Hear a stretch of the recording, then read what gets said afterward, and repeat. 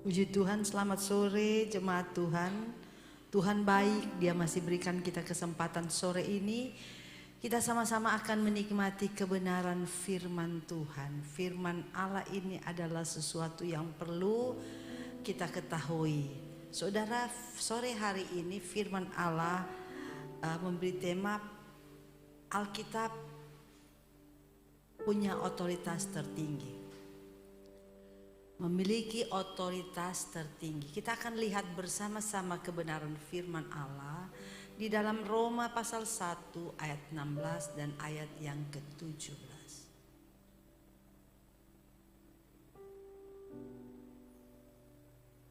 Kita akan baca ayat ini bersama-sama. 2-3. Sebab aku mempunyai keyakinan yang kokoh dalam Injil. Karena Injil adalah kekuatan Allah yang menyelamatkan setiap orang yang percaya. Pertama-tama orang Yahudi, tetapi juga orang Yunani. Sebab di dalamnya nyata kebenaran Allah yang bertolak dari iman dan memimpin kepada iman. Seperti tertulis, orang benar akan hidup oleh iman. Puji Tuhan. Kita harus tahu bahwa Injil itu adalah kabar baik yang saudara harus tahu. Paulus mengatakan bahwa Injil itu adalah kekuatan Allah. Saudara harus tahu bahwa Injil itu adalah kabar baik. Dan kabar baik ini sudah ditulis di dalam Alkitab. Saudara tahu bahwa Alkitab itu adalah firman Allah. Alkitab itu adalah perkataan Tuhan. Minggu yang kemarin saudara kita sama-sama sudah belajar tentang Alkitab. Di mana Alkitab itu diwahyukan Allah, dinafasi Allah, diilhamkan Allah. Alkitab itu berisi tentang kebenaran Allah. Alkitab itu satu kebenaran yang tidak dapat diragukan. Saudara harus benar-benar percaya bahwa Alkitab adalah firman atau perkataan Tuhan. Dan ini sangat terbukti. Ini begitu akurat bahwa Alkitab yang kita pegang itu adalah kebenaran, adalah firman Allah. Dan ini tidak dapat diragukan kebenaran Allah. Sebab apa? Karena Alkitab itu diwahyukan Allah kepada manusia. Allah yang mewahyukan Alkitab kepada manusia, firman ini kepada manusia. Lalu firman baru manusia menulis, menuangkan dalam tulisan. Menulis Alkitab, yakni firman Allah. Dan saudara tahu Alkitab ini tidak mungkin salah. Ini benar-benar saudara, kebenaran yang tidak mungkin salah. Ini yang perlu kita percaya. Saudara, sebab itu Paulus katakan bahwa dia begitu yakin bahwa Injil itu kekuatan Allah, bukan kekuatan manusia. Saudara lihat, sebab aku mempunyai keyakinan yang kokoh. Injil itu kekuatan Allah yang menyelamatkan setiap orang percaya.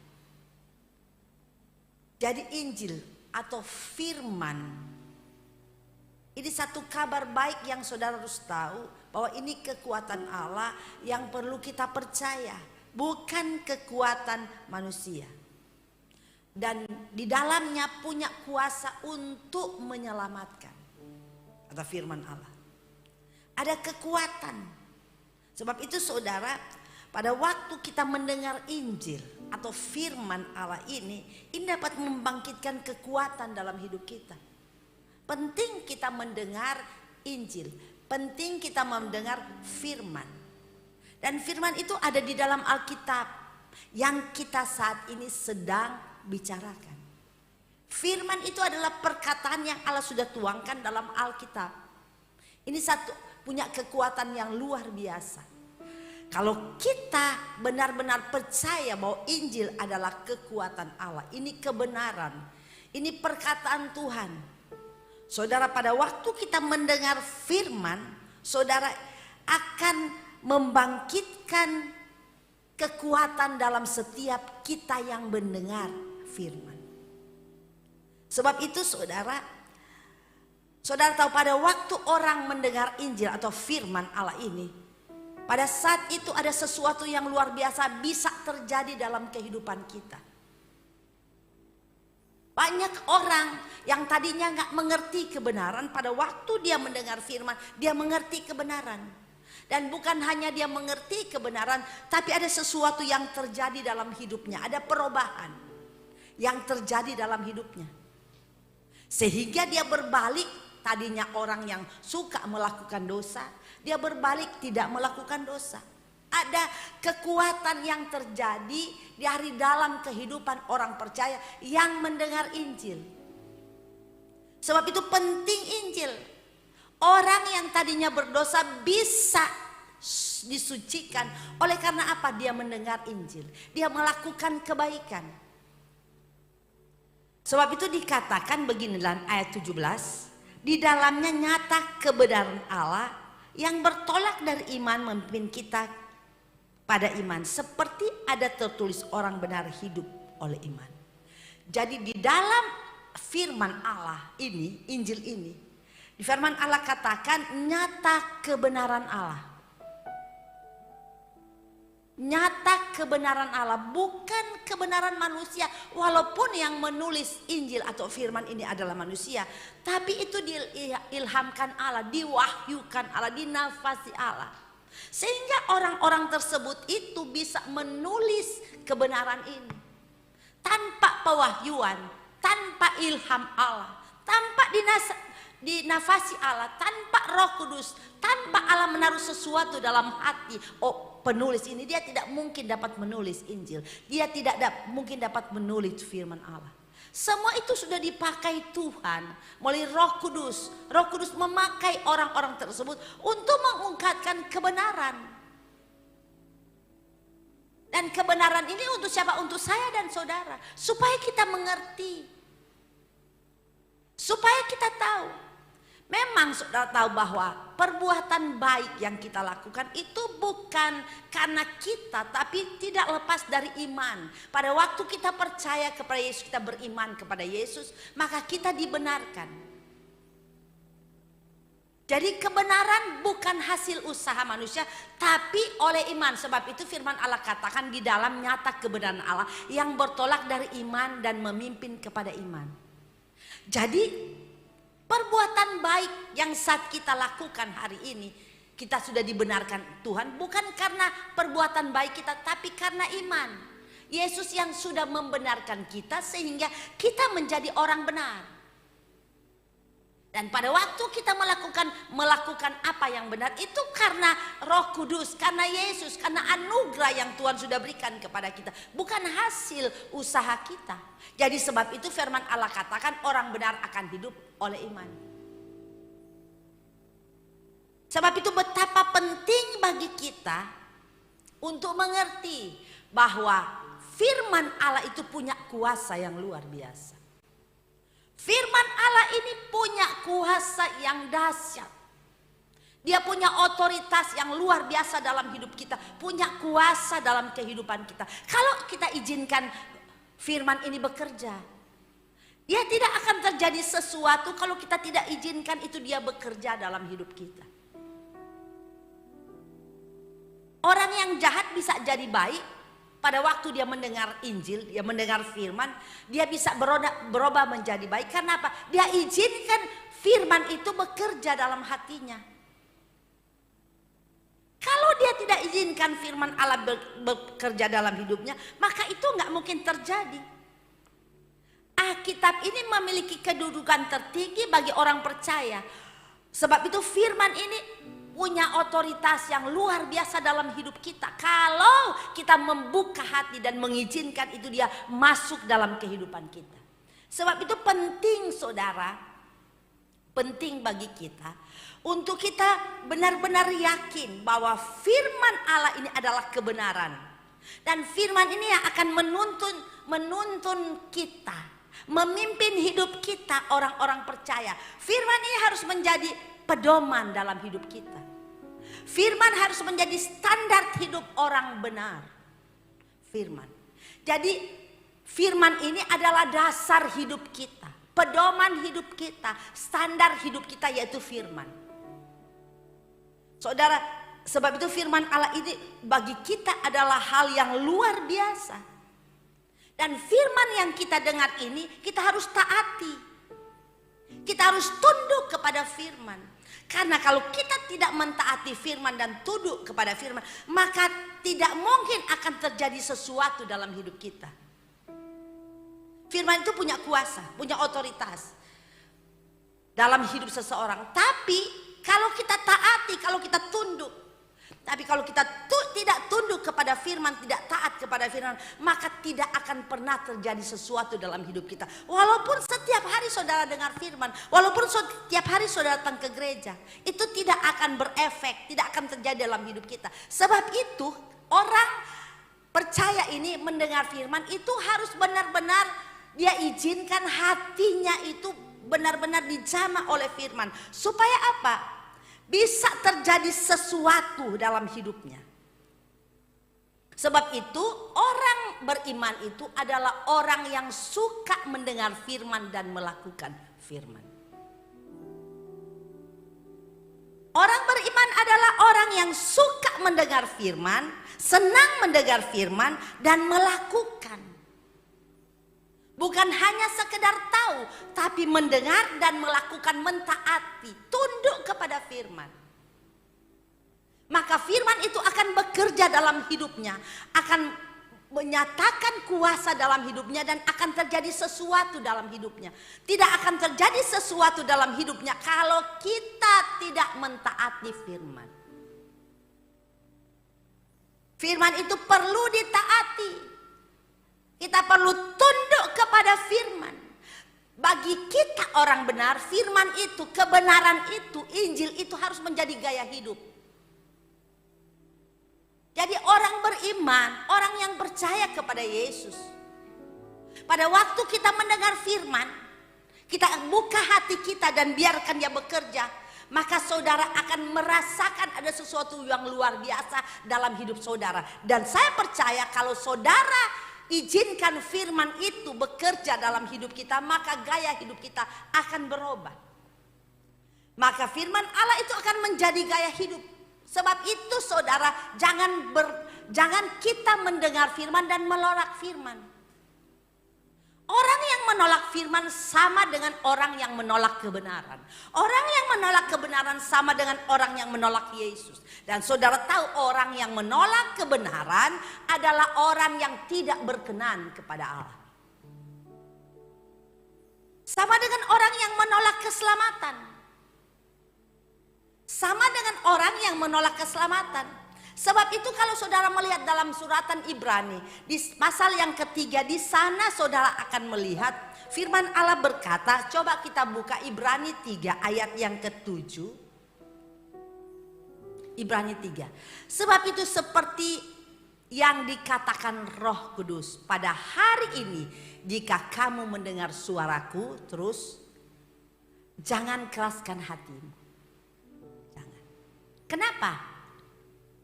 Karena ini yang terjadi kepada orang-orang Israel. Orang Israel sering mendengar firman, tapi mereka selalu mengeraskan hati. Tidak tunduk, tidak taat kepada firman. Sehingga walaupun Allah berjanji bahwa bangsa ini harus masuk ke Kanaan, itu tidak terjadi. Sebab itu saya katakan orang yang menolak firman sama dengan orang yang menolak keselamatan. Bangsa Israel mereka mendengar firman, tapi mereka tidak taat kepada firman. Walaupun Allah berjanji, Allah memanggil mereka dari Mesir keluar untuk menuju ke tanah perjanjian. Tapi kita melihat begitu banyak orang yang tidak masuk ke tanah perjanjian karena apa? Tidak taat, tidak tunduk kepada firman. Sebab itu firman itu bukan hanya kita dengar, tapi ditaati. Kita harus tunduk dan lakukan firman itu. Kalau kita ingin supaya hidup kita selamat, saudara menolak firman saudara sama dengan saudara menolak keselamatan. Kenapa orang Israel nggak masuk ke tanah perjanjian pada saat itu? pada generasi itu. Kenapa? Karena mereka tidak tunduk, tidak taat kepada firman. Sebab itu Allah dengan keras berkata kepada orang Israel, kalau pada hari ini kalau engkau mendengar firman, jangan keraskan hati. Seringkali kita nggak mengerti. Sudah berapa banyak kali firman yang datang kepada kita, itu sebenarnya tujuan bagi kita. Firman itu supaya firman itu yang kita dengar itu ada yang Allah inginkan dalam hidup kita. Ada yang Allah mau dalam hidup kita. Saudara seringkali mendengar firman Allah itu bukan sekadar berita biasa, tapi itu kebenaran saudara yang perlu saudara tunduk. Karena ada yang Allah inginkan dalam hidup kita supaya kita berubah. Seringkali ada berkat yang Allah sudah siapkan bagi kita. Kita nggak terima berkat itu karena apa? Kita nggak tunduk kepada firman. Kita nggak taat kepada firman. Tunduk dan taat kepada firman ini hal mutlak yang kita harus lakukan orang percaya. Kalau saudara ingin diberkati, kalau saudara ingin menerima keselamatan itu, kalau saudara ingin supaya janji Allah itu menjadi bahagian, nggak bisa lepas dari saudara taat kepada firman. Saudara izinkan firman Allah itu bekerja dalam hidup saudara. Karena firman Allah itu punya kuasa, punya otoritas. Dapat merubah kehidupan kita. Dalam ayat yang ke-15 pun sama. 2 kali dalam Ibrani pasal 7 ini menyatakan bahwa jangan keraskan hati. Apabila kamu mendengar firman, jangan mengeraskan hati. Ini artinya hal yang penting bagi orang percaya untuk melakukan. Seringkali begitu banyak Allah berfirman untuk kita, tapi seringkali kita rasanya nggak mau mendengar, cuek dengan firman Allah. Sehingga mestinya ada berkat yang kita terima, kita tidak dapat apa-apa. Karena apa? Kita tidak mengerti bahwa firman yang kita dengar itu untuk kita. Seringkali kita hanya berpikir itu untuk orang lain, bukan untuk saya. Sebab itu jemaat Tuhan, jangan kita menolak firman. Menolak firman berarti menolak Tuhan. Menolak firman artinya menolak keselamatan. Contoh bangsa Israel, karena mereka tidak taat kepada firman, maka generasi yang ada pada saat itu mereka tidak masuk ke tanah perjanjian. Jangan keraskan hati. Saudara, di dalam kita mendengar firman ini, hati ini punya peranan yang sangat luar biasa. Sebab itu dikatakan jangan keraskan hati. Seringkali sulit saudara firman Allah bekerja, hati kita keras. Orang yang memiliki hati yang keras sulit untuk menerima firman. Sulit untuk ditegur, sulit untuk dibimbing, sulit untuk dinasihati oleh firman. Kita perlu hati yang lembut. Hati yang Tuhan inginkan adalah hati yang izinkan terbuka untuk firman Allah bekerja. Seringkali sulit firman Allah itu mau berkuasa atas hidup kita, berotoritas dalam hidup kita karena hati kita keras. Perlu hati kita ini jamah Allah. Perlu hati kita dijamah oleh Roh Kudus. Sebab itu Roh Kudus dan firman ini harus bekerja bersama. Firman Allah itu bisa tumbuh di hati kita. Firman Allah itu bisa berkuasa atas hidup kita, berotoritas dalam hidup kita. Kalau kita izinkan Roh Allah terlebih dahulu bekerja dalam hidup kita pada waktu kita mendengar firman, maka firman itu akan tumbuh, akan bekerja, berefek. Ada sesuatu yang akan terjadi dalam kehidupan kita. Sebab itu kan Amsal katakan jaga hati dari segala kewaspadaan. Jaga.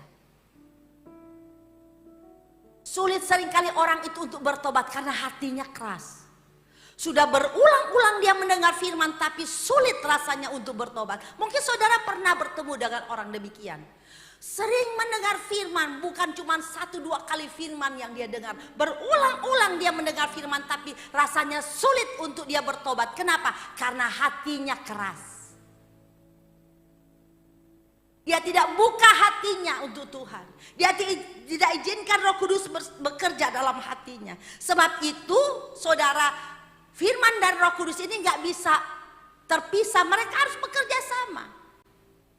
Firman itu bisa berkuasa atas hidup kita. Firman ini bisa berotoritas atas hidup kita. Kalau hati kita ini terbuka. Dan semua itu bisa dikerjakan bukan karena kuat gagah kita. Tapi Roh Kudus. Sebab itu firman Allah katakan jangan keraskan hati. Tapi banyak orang yang keras hati. Banyak orang yang keras. Ke gereja tapi hatinya keras. Ke gereja tapi rasanya sulit dia untuk hidup sesuai dengan firman.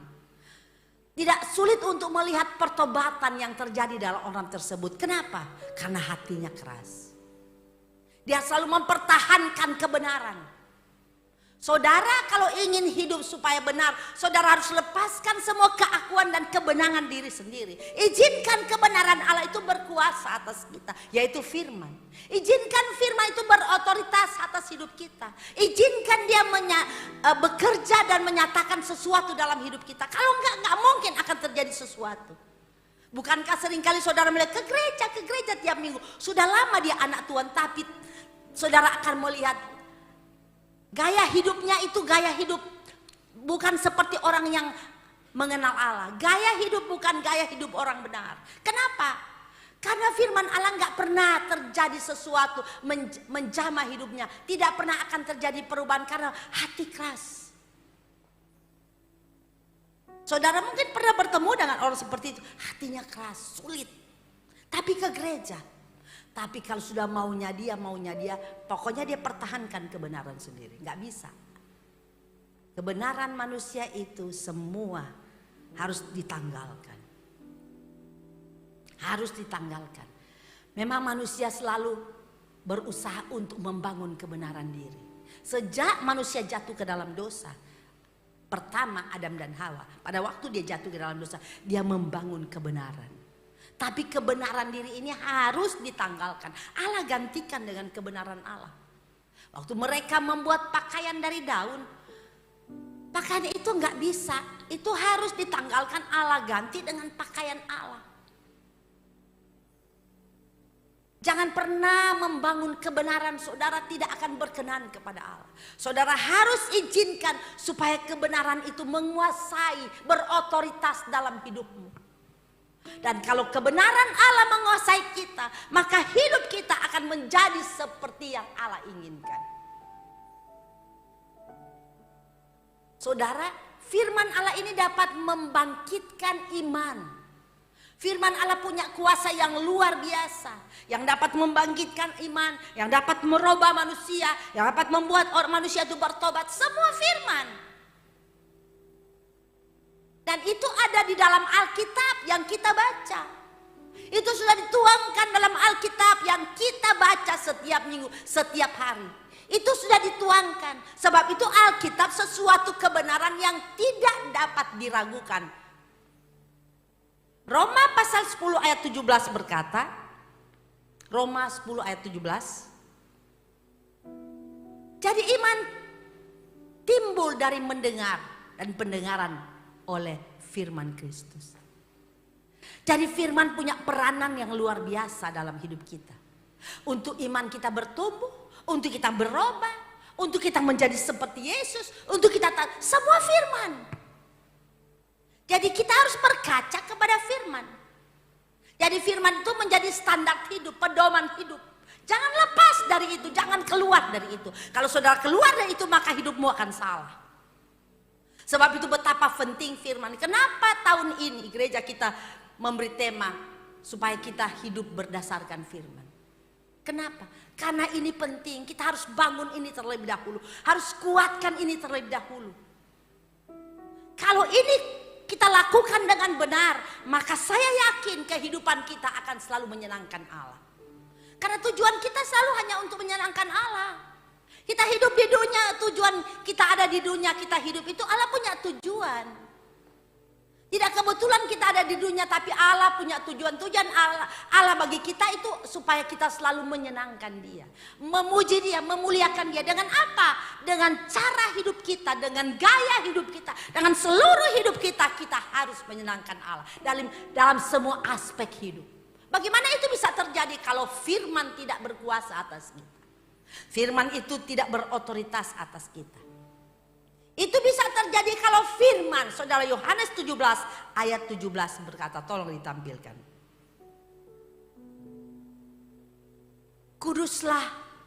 Kuduskanlah mereka dalam kebenaran. Firman-Mu adalah kebenaran. Kita melihat, kuduskanlah mereka dalam kebenaran. Kebenaran berbicara firman. Firman-Mu adalah kebenaran. Firman Alkitab yang kita baca itu ada di dalamnya ada firman. Firman Allah katakan, kalau saudara ingin hidupmu kudus sama seperti yang Allah mau, saudara lihat firman. Hanya firman yang dapat mengajarkan tentang kekudusan. Hanya firman yang dapat membuat kita mengerti bagaimana jalan hidup kita supaya hidup kita kudus. Semua firman, gak ada buku yang lain. Saudara akan cari buku di seluruh dunia ini, buku apa yang membuat kita kudus? Tidak ada buku yang lain selain Alkitab. Di dalamnya semua penuh dengan kebenaran. Di dalamnya semua penuh dengan hal-hal yang benar. Cara hidup benar, cara berpikir benar, semua ada di dalam Alkitab. Sebab itu Alkitab punya otoritas yang sangat tinggi dalam hidup manusia. Semua ada di sana. Saudara akan cari buku apa yang saudara cari. Mungkin saudara pernah bertemu dengan orang-orang yang luar biasa pinternya yang menulis buku-buku bagaimana cara hidup. Tetapi saya mau katakan, semuanya itu tidak akan berarti kalau saudara ingin supaya hidup saudara benar seperti yang Allah mau. Kuduskanlah mereka dalam kebenaran. Firman-Mu adalah kebenaran. Itu ada di dalam Alkitab. Sebab Alkitab itu punya otoritas yang luar biasa, dapat merubah segala sesuatu kalau kita izinkan dia bekerja. Jangan hidup menurut perasaan, jangan hidup menurut pikiran kita. Kita akan menghasilkan sesuatu yang buruk dalam hidup ini. Karena kalau kita hidup berdasarkan kebenaran manusia atau pikiran manusia, itu yang akan kita lakukan buruk.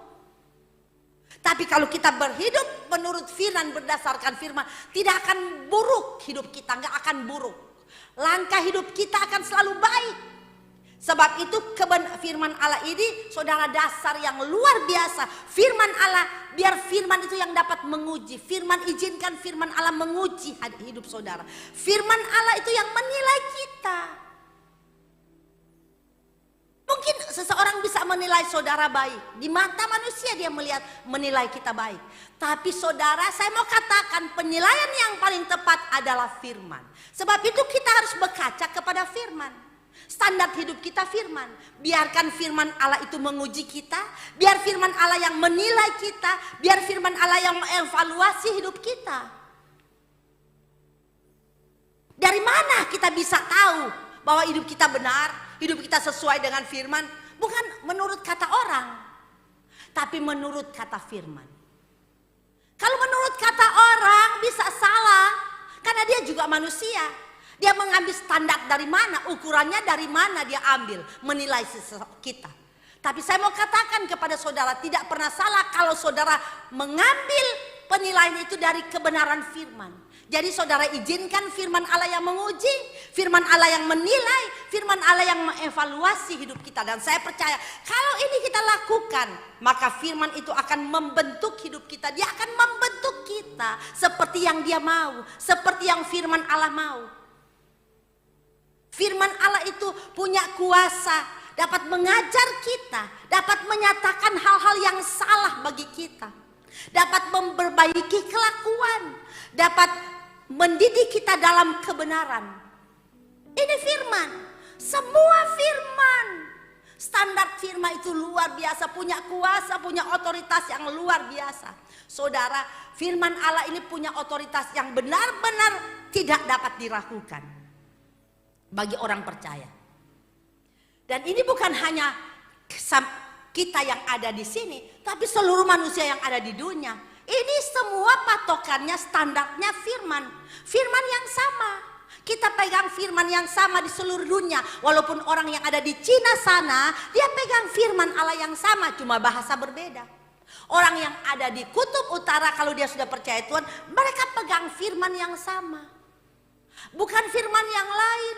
Kalau firman yang lain itu berarti nggak benar.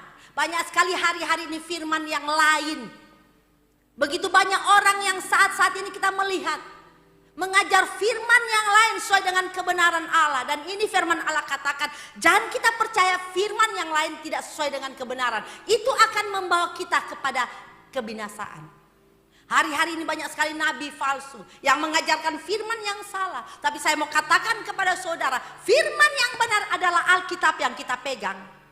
Walaupun mungkin sudah dicetak dari 1500 bahasa di dunia ini, sampai bahasa-bahasa daerah sudah dicetak Alkitab, itu sama, tidak berbeda.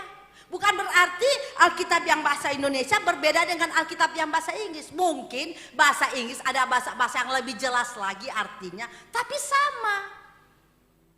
Bukan berbeda. Cuman mungkin bahasa lain lebih jelas. Mungkin bahasa Indonesia kurang jelas, tapi bahasa lain lebih jelas. Lebih kita mengerti arti yang sebenarnya. Tapi sama, tidak ada yang beda. Kita berpegang kepada firman yang sama, bukan firman yang salah. Di dalam Alkitab itu bercerita tentang firman, bercerita tentang Allah, bercerita tentang Allah menciptakan manusia, bercerita tentang kejatuhan manusia, cerita tentang kasih Allah, cerita tentang keselamatan, cerita tentang bagaimana Allah menebus manusia, cerita tentang iblis, neraka, kehidupan yang kekal, sorga. Semua ada di dalam Alkitab. Bercerita tentang bagaimana cara hidup kita di dunia, menceritakan tentang bagaimana hidup orang beriman, ketaatan, mencerita tentang kematian, kebangkitan. Semua ada di dalam Alkitab, semua dalam firman. Di dalamnya sudah diajarkan, semua ada, nggak ada yang nggak ada. Saudara mencari kenapa kita diciptakan, Alkitab ada.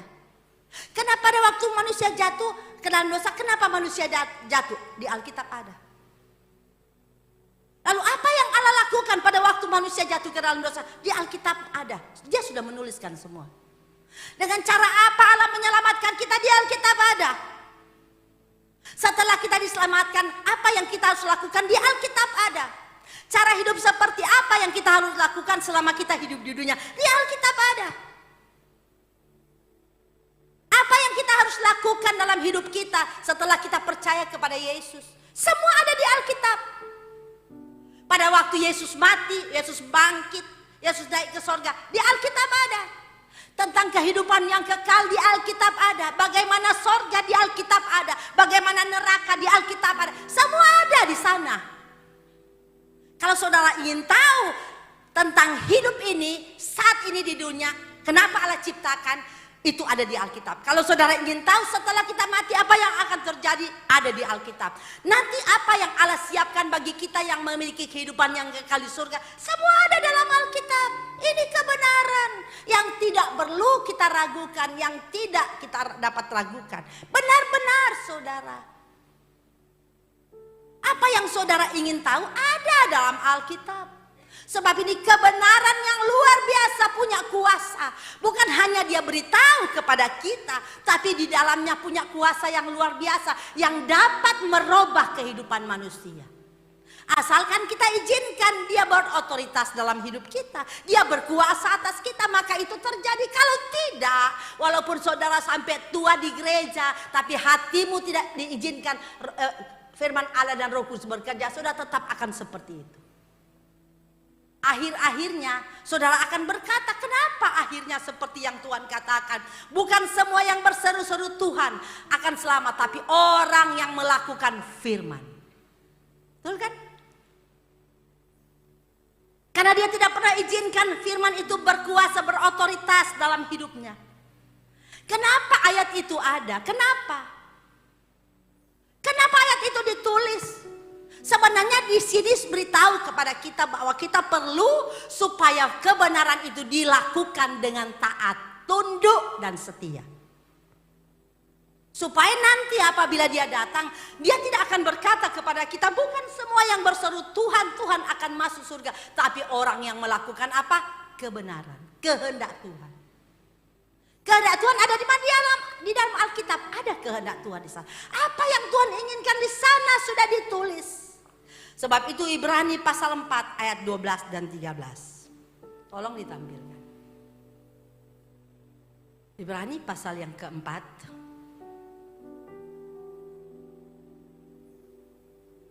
Sebab firman Allah hidup dan kuat, dan lebih tajam dari pedang yang bermata dua manapun, yang menusuk amat dalam sampai memisahkan roh, jiwa dan roh, sendi-sendi dan sumsum. Ia sanggup membedakan pertimbangan dan pikiran hati. Dan tidak ada satu makhluk pun yang tersembunyi di hadapannya, sebab segala sesuatu telanjang dan terbuka di hadapan mata Dia, yang kepadanya kita harus memberi pertanggungjawab. Firman Allah itu hidup dan kuat. Dia hidup, Dia kuat, Dia bagaikan pedang bermata dua. Dia dapat menusuk amat dalam, dapat memisahkan jiwa dan roh, sendi dan sumsum, sanggup membedakan pertimbangan dan pikiran hati. Punya otoritas yang luar biasa, firman. Mampu membersihkan semua yang busuk yang ada dalam hati manusia, firman. Firman itu bagaikan pedang yang dapat membersihkan semua kotoran-kotoran yang melengket dalam hidup kita. Kalau kita izinkan dia bekerja dalam hati, dia berotoritas dalam hidup saudara. Dia dapat memisahkan semua hal-hal yang tidak berkenan kepada Allah. Dia dapat memotong semua hal-hal yang najis, hal-hal yang tidak benar. Dia mampu menembus sampai pikiran hati yang paling dalam, sampai di sanubari kita, itu firman. Dia dapat membedakan apakah pikiran ini salah dan benar. Semua itu firman. Saudara, dahsyat firman ini, dahsyat. Firman itu sangat dahsyat, punya kuasa yang luar biasa. Segala sesuatu tidak ada yang dapat kita sembunyikan. Tidak ada. Kita bisa tahu isi hati kita. Kita bisa tahu siapa kita kalau kita mengerti firman. Kalau kita melihat firman, ternyata kita tahu hidup ini sebobrok ini. Itu kita bisa tahu melalui firman.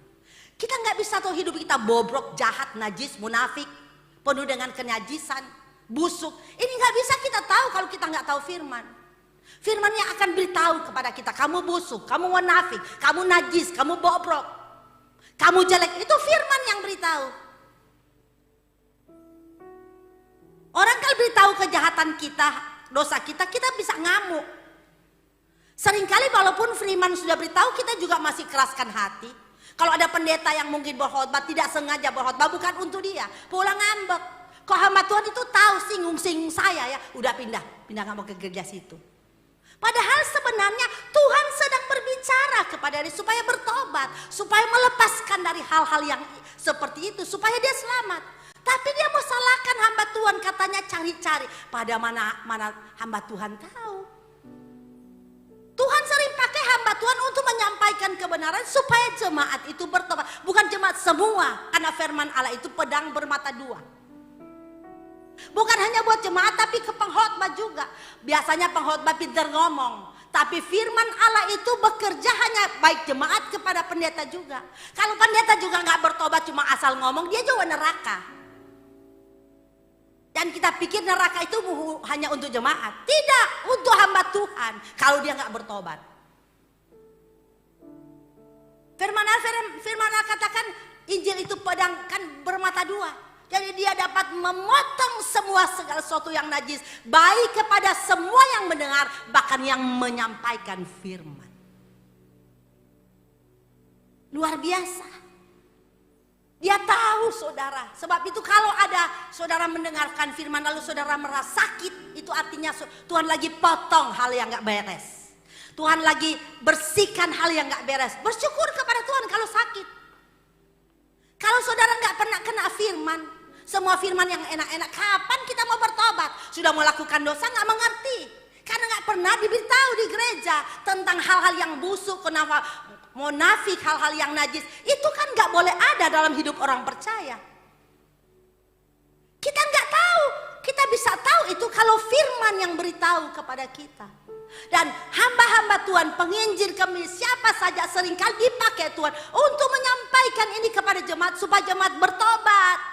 Supaya kita semua bukan cuma jemaat. Biasanya hamba Tuhan berbicara jemaat-jemaat, hamba Tuhan juga harus bertobat. Ini penting saudara. Semua kebusukan, semua kebohongan, semua kemunafikan, semua hal yang gak benar.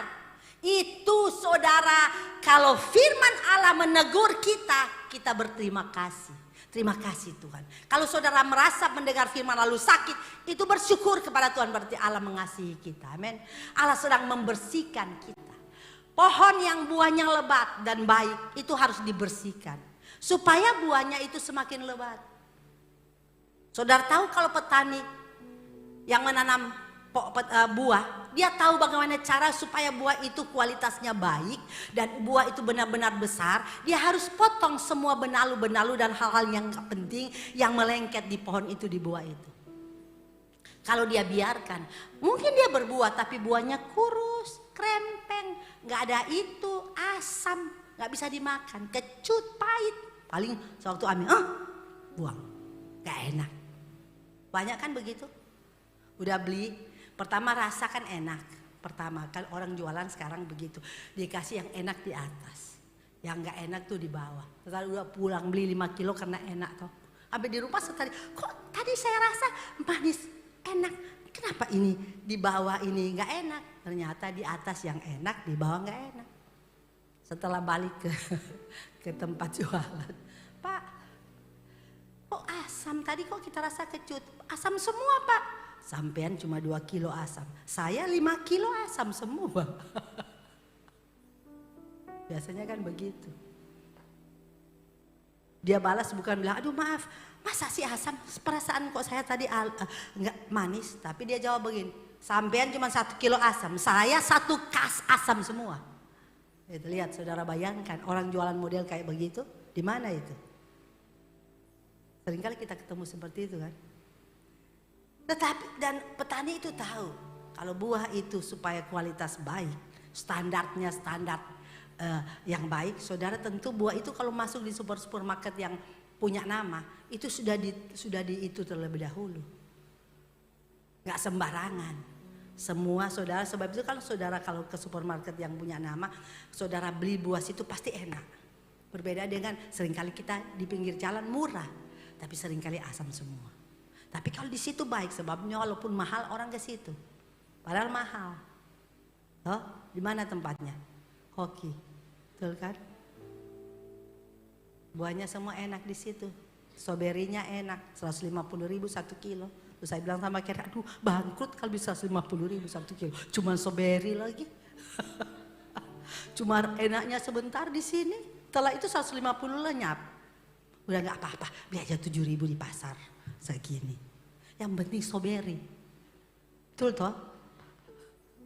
Kalau pingin makan stroberi kan. Tapi katanya gak enak, kecut. Ya, tapi biarpun kecut ya cuma 7.500 ya beda lah sama 150. Beda toh, betul toh? Tapi namanya manusia kan ingin kualitas. Kita aja ingin kualitas yang super. Kalau kita kasih ke Tuhan yang gak super. Ini namanya gak bisa model begini. Curang. Kalau kita ingin supaya kita mendapat sesuatu yang super, Tuhan ingin juga kita memberi yang super buat dia. Amin. Haleluya.